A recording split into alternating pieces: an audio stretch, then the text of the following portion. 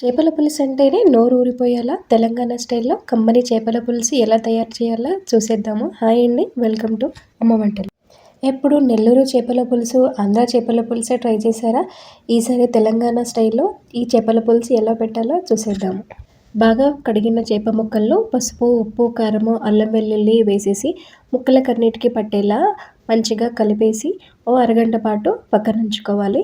ఇప్పుడు మరో గిన్నె తీసుకొని అందులో మనము చేపల పులుసుకి సరిపడా అంత ఆయిల్ వేసి అందులో మెంతులు వేసుకోవాలి. మెంతులు వేగాక అందులో ఆవాలు, జీలకర్ర వేసి చిటపటలాడాక అందులో మనం మ్యారినేట్ చేసి పెట్టుకున్న చేప ముక్కల్ని ఒకదాని తర్వాత అన్నీ ఈవెన్‌గా స్ప్రెడ్ చేసుకోవాలి. ఇలా ఈ విధంగా బాగా స్ప్రెడ్ చేసుకున్న తర్వాత ఇందులో మనము మెంతి ఆకులు ఫ్రెష్‌గా కట్ చేసిన మెంతి ఆకులు ఒక గుప్పెడు వేసుకోవాలి. ఈ మెంతి ఆకులు వేయడం వల్ల పులుసు అనేది చాలా బాగుంటుంది ఫ్లేవర్. ఇలా కాసేపు మూత పెట్టేసి కొంచెం మగ్గాక మనం అందులో చింతపులుపు వేయాలి. మన చింతపులుపు వేసిన తర్వాత ఓసారి గిన్నెని ఇలా ఒకసారి మిక్స్ చేయాలి. ఇలా వేసిన తర్వాత గరిటెతో మెల్లిగా ఈ మెంతి ఆకులు లోపలికి వెళ్ళేలాగా మెల్లిగా దాన్ని సెట్ చేసుకోవాలి.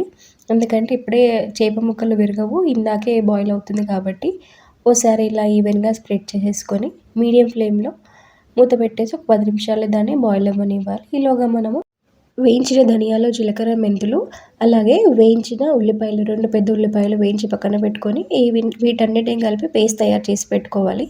ఇప్పుడు మనము చేపల పులుసు చూస్తే బాయిల్ అవుతుంది కదా!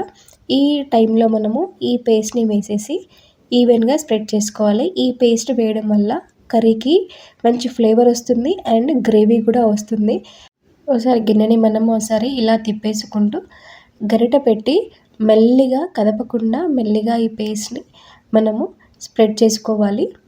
ఇలా ఈ విధంగా స్ప్రెడ్ చేసుకున్న తర్వాత మూత పెట్టేసి మీడియం ఫ్లేమ్‌లో మళ్ళీ ఒక 10 నిమిషాల పాటు దాన్ని చక్కగా బాయిల్ అవ్వనివ్వాలి.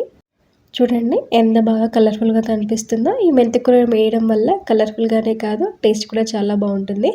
మూత పెట్టేసి ఒక 10 నిమిషాలు లో టు మీడియం ఫ్లేమ్‌లో బాయిల్ అవ్వనివ్వాలి. ఇలా బాయిల్ అయిన తర్వాత అందులో లాస్ట్‌లో ఒక 5-6 వెల్లుల్లిపాయలు దంచేసి వేసుకుంటే చాలా అరోమా అనేది చాలా బాగుంటుంది.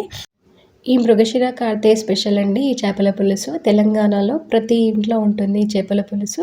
ఈరోజు తప్పకుండా తింటారు చేపల పులుసు. సీజన్ చేంజ్ అవ్వడం వల్ల వచ్చే దగ్గు, జలుబు, ఆస్తమా వంటివి రాకుండా ఇమ్యూనిటీ బిల్డప్ చేయడానికి చాలా బాగా పనిచేస్తాయంట ఈ చేపలు. అందుకే కంపల్సరీగా తినాలి. అంతే అండి, అయిపోయింది మన చేపల పులుసు. ఇది వేడివేడి అన్నంలోకి, జొన్న రొట్టెలోకి, చపాతీలోకి అన్నిటిలోకి చాలా బాగుంటుంది. మీరు ఒకసారి ట్రై చేసి ఎలా వచ్చిందో చెప్పండి. సబ్స్క్రైబ్ చేసుకోండి అమ్మ వంటలు. ఫాలో అవ్వండి ఇలాంటి తెలంగాణ స్పెషల్స్ కోసం. Thank you.